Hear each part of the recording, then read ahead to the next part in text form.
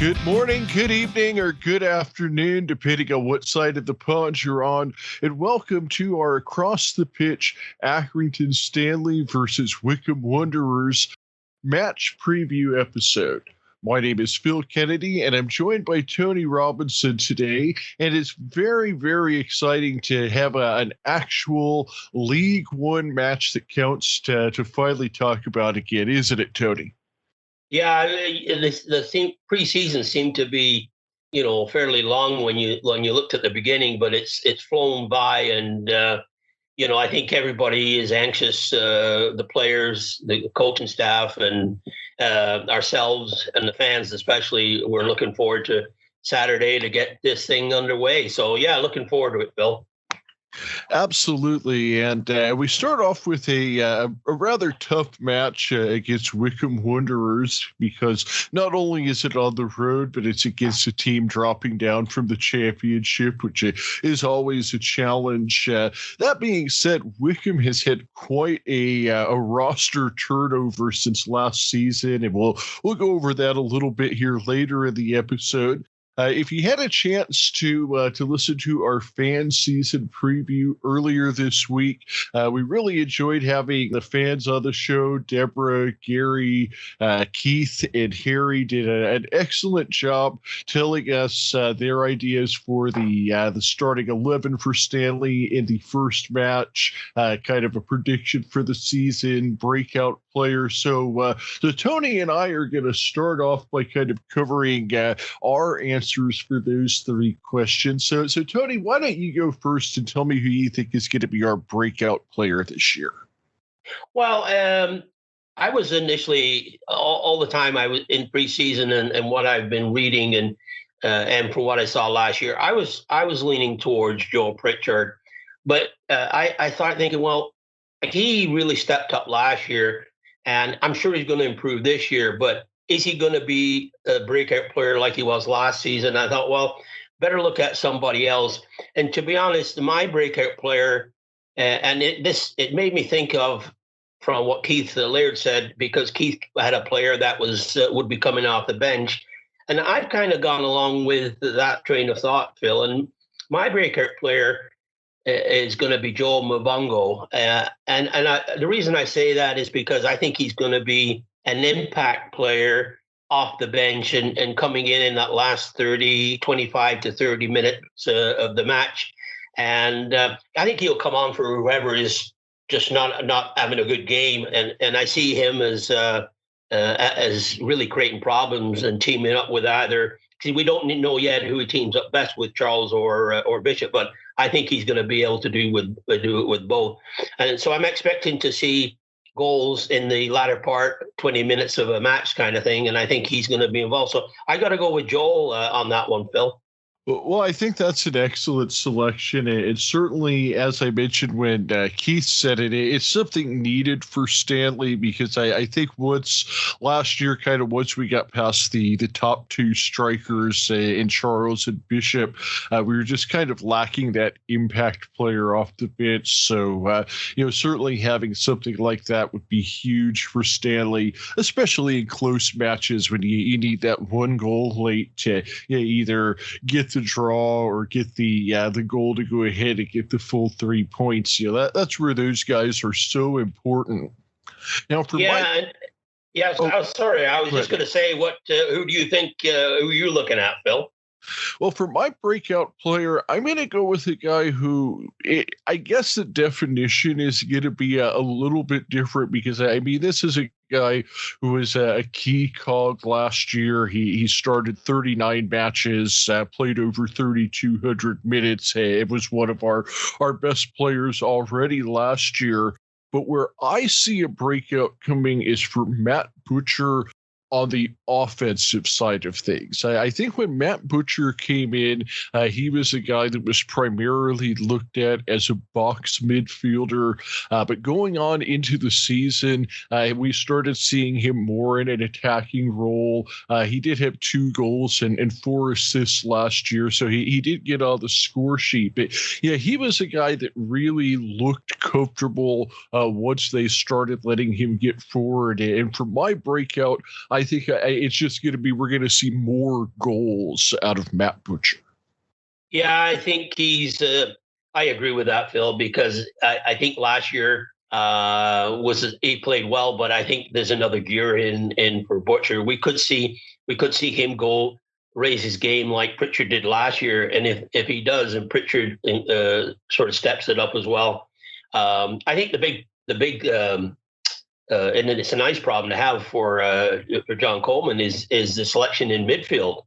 Because of the talent that he's got now, and I think that would lead us into and tell me, do you want to go first with the team selection, or do you want? I'll let you go first, Tony, and then I'll just kind of you go over your team selection, and then I'll tell you if I agree or disagree. Okay. All right. Well, I'm going to go with Trafford in net, and that was a tough choice. I initially had 7 written down, but I think John Coleman has learned from last season. When he put Baxter in, and also with Trafford coming from Man City, I think there will be a desire for him to see game action. And I don't think playing in the cup matches is going to be enough, and the trophy matches. So I see Trafford starting. And again, this is pretty well unanimous. I think everybody agrees. If you go with a back 3, it's Nottingham, Sykes, and Burgess on your back 3. Now, the next, I'm going to go with 4, sort of a 4-man midfield, and then 1 behind the strikers. So sort of, you could call it a 3-5. 2 or a 3-4-1-2 if you want. 3-4-1-2. Yeah, and when I have my 4 people in front of the back 3, I'm going to have Sullivan on one wing, and I'm going to have Pritchard on the other, and I'm going to have Pell and Butcher in the middle of that group of 4. And the 5th midfielder that I'm going to have is Sean McConville, but I'm going to put him in a more of a central role, sitting him behind the 2 strikers, which is an obvious pick by everybody. It was Charles and Bishop.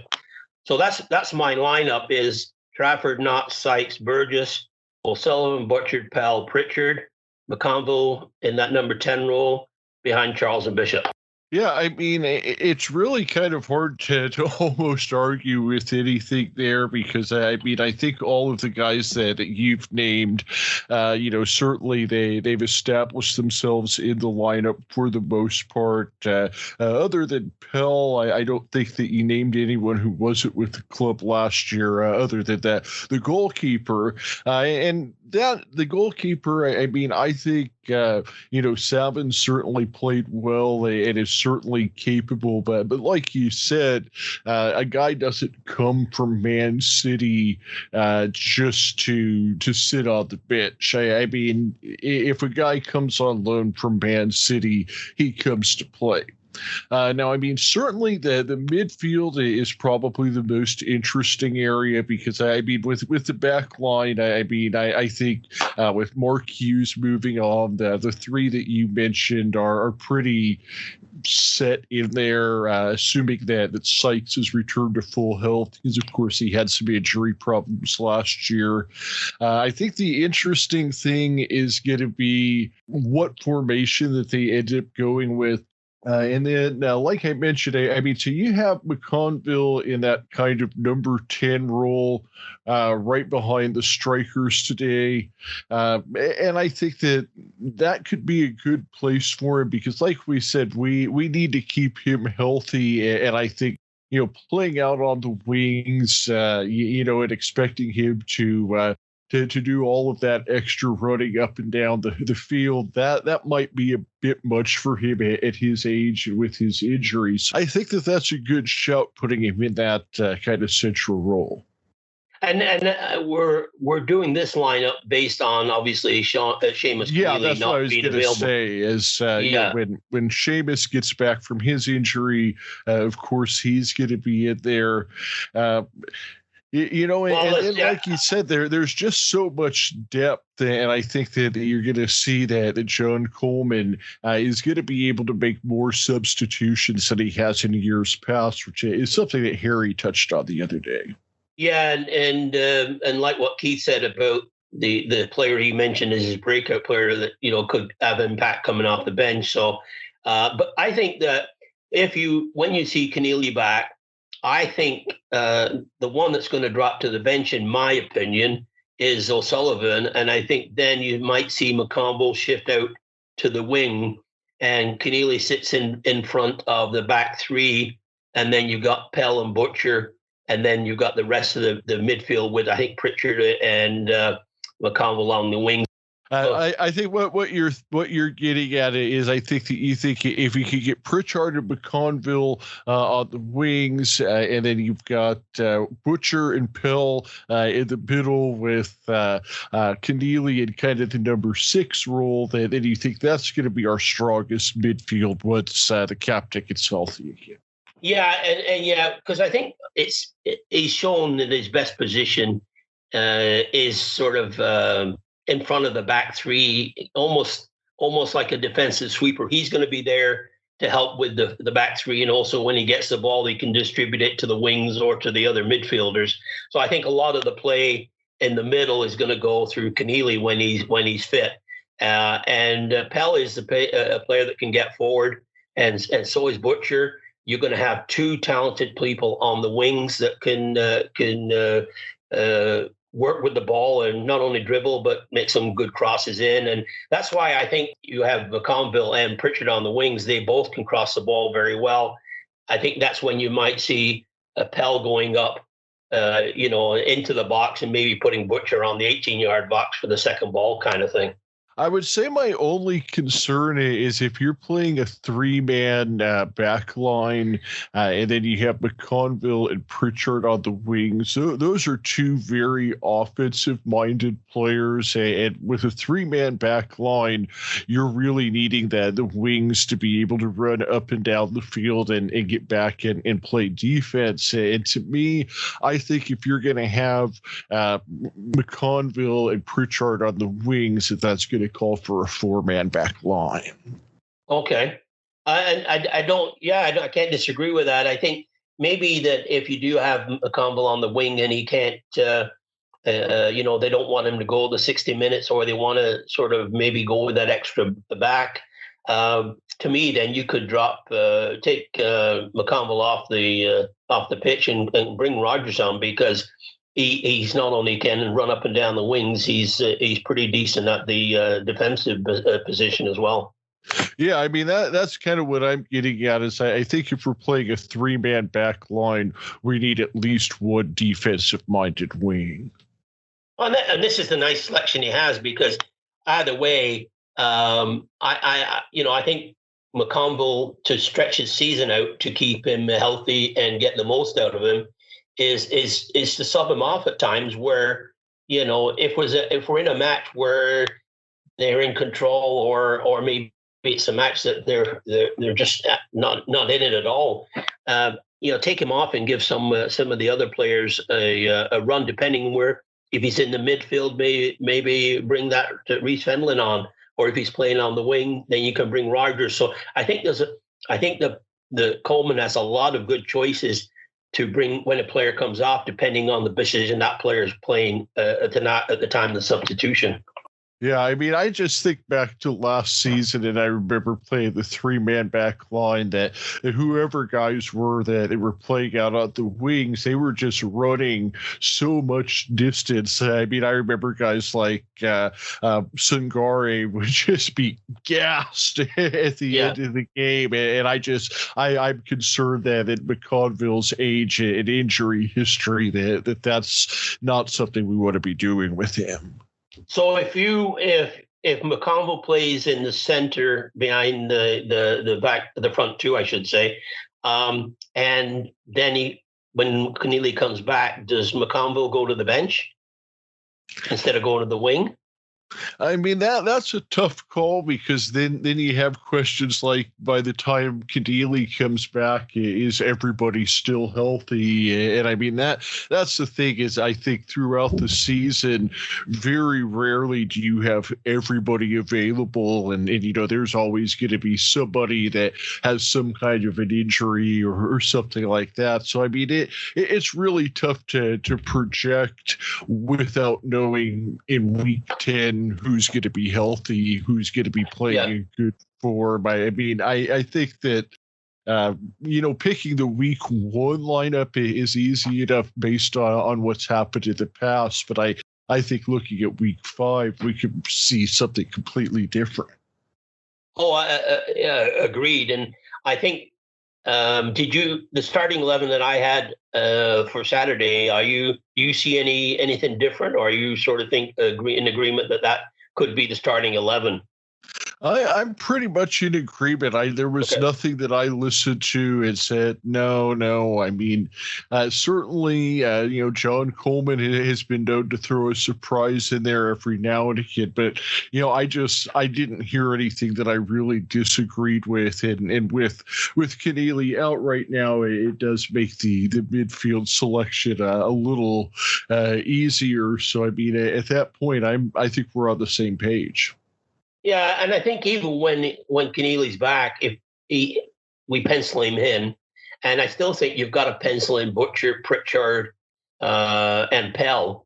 So the team is almost picking itself based on what we've seen to date, what he's brought in. And it's going to be. I remember last year Butcher was that very first guy that Coleman signed, and this year was Pell was that first guy that Coleman signed. So whoever that first guy that he goes out and gets in the off season is, that guy's going to play. And that applies to Burgess as well, doesn't it? Oh yeah, absolutely. I'm sorry. It was Burgess was the first sighting last year, not Butcher. Good catch on that. But yeah, I mean, it's just been historically that it seems every year that there's one guy that gets signed maybe a week or two before anybody else, and that guy ends up in the starting 11.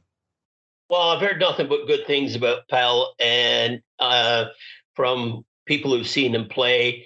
Plus, he's really gelled into the team and into the locker room, because in the changing room, he's really settled in with the other players, and people are saying it seems like he's been there for a while.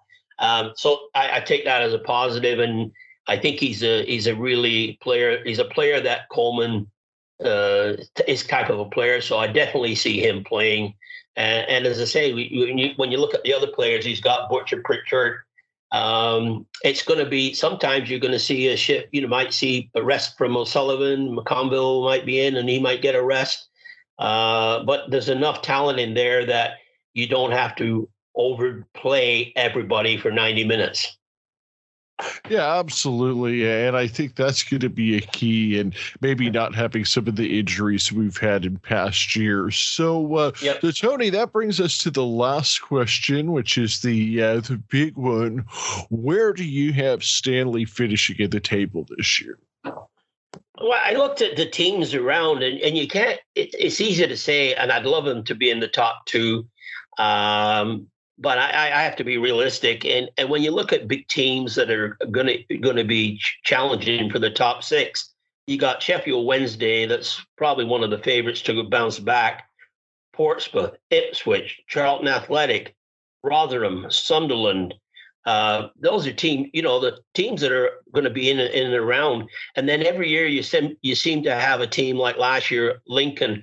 I'm not sure Lincoln are going to be able to repeat the success. I just have that feeling that they'll be a tough team, but I'm looking then in the top 10. I'm going to go with that Accrington's going to be one of those teams that I mentioned, and I'm going to put him at 6th, Phil. 6th. Yep. All right, just into the playoffs. I mean, that would be historic. It would be, brilliant just to win or lose to get into the playoffs. I mean, that would be amazing. And Tony, I'm right there with you. I actually have them one spot higher, fifth. Oh, good. Well done. I like that. I like that. And as I say, hopefully you're a one-off again, and they finish fourth, maybe. But we'll see. But I just wanted to mention too is that when I was looking at different sites for who they think is going to be challenging for promotions and playoff spots and everything, there seems to be a few people out there, again, so-called experts, that are putting dark horses for a push as Wigan and Bolton.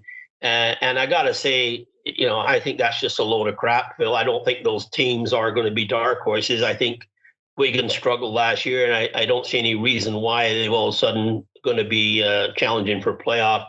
And Bolton just come up, and I think they'll be mid-table team. But I just don't see those two as dark horses. If I'm going to take a dark horse, it's Accrington. I think so too. I mean, I think this is just a year where everything's really coming together, and you just see a different attitude from John Coleman this year. I mean, I think the past few years, the attitude from John Coleman has been, we're just here to stay up in League One, and you're not hearing that this year. You're hearing that the playoffs and promotion are, where the sights are set on, and I think that if you're hearing that. That they've had enough experience to know when they've got the players. Well, and I think Gary Domain said it well when he said, "Gone are the days now that we want to get to 50 points and then we're happy."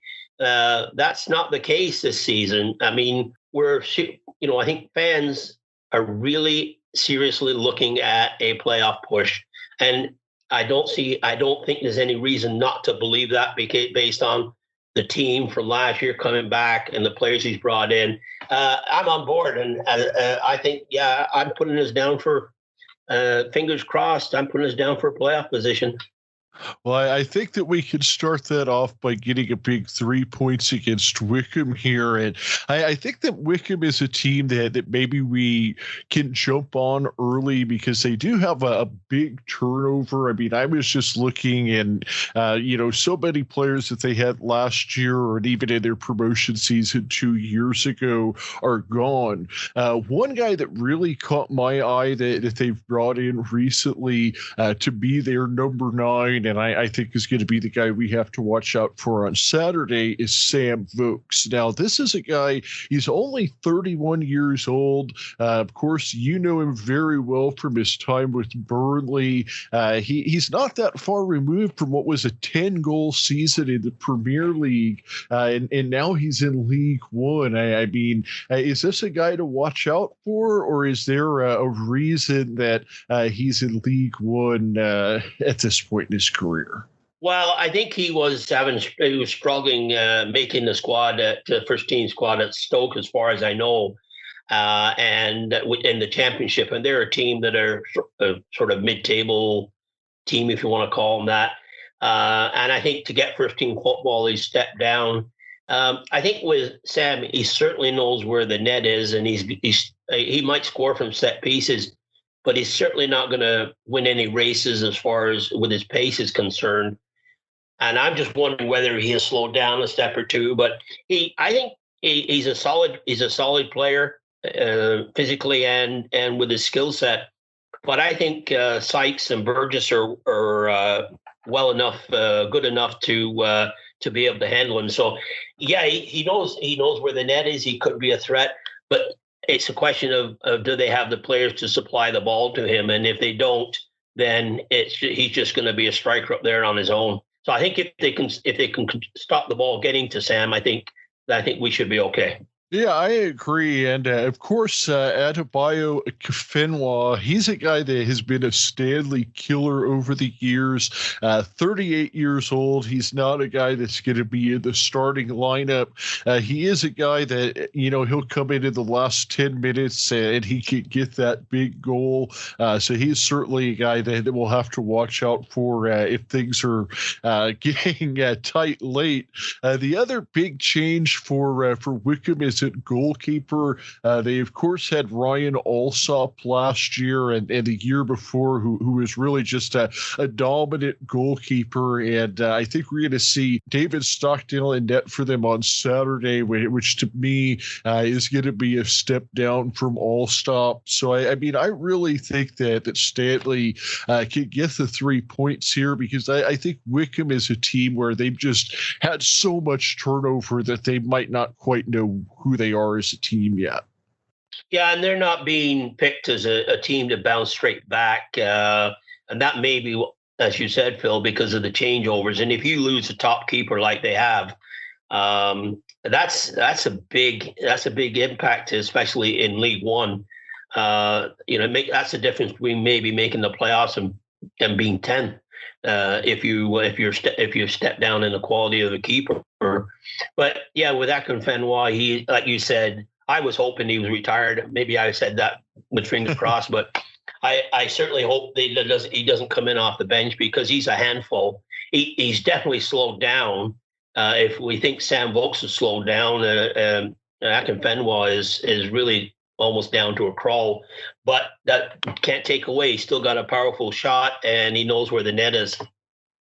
Yeah, and of course, you've always got to watch out for Joe Jacobson, who is Mr. Wycombe Wanderers, if you will. He's a guy that plays that left back, but manages to get forward. He had 4 goals and 6 assists last year, so he's a guy that we're going to need to keep an eye on. Even though he plays in the defensive position, he is one of their biggest scoring threats. But that being said, I think that Stanley is going to have a 2-1 win on Saturday. What's your score, Tony? Well, I said this the other day when we did the interview, that I was going with a 3-1 Stanley win. And I was thinking afterwards that Stanley never seems to make it easy, and to win by 2 goals would be a nice accomplishment. But I'm not going to change now, Phil. You took 2-1. I'm going to go with a 3-1 Stanley win. And a real good kickoff to the start of the season. I'm excited, not only to see the team together, and with Pell playing, and just the fact fans are in the stadium, and it's the start of something new. We're all equal now, right? We've all got 0 points, and you get this match under your belt, and they got Cambridge coming up. But the key is to get off on a strong foot and get a good result from this Saturday, and I'm confident they can do it. I couldn't have said it better myself, Tony, and I think that we're all in agreement that regardless of what the final score is, as long as it's one that sees Stanley getting 3 points, we'll be happy campers. Yes, and before I forget, once we're done, can I go back to my holidays now, Phil?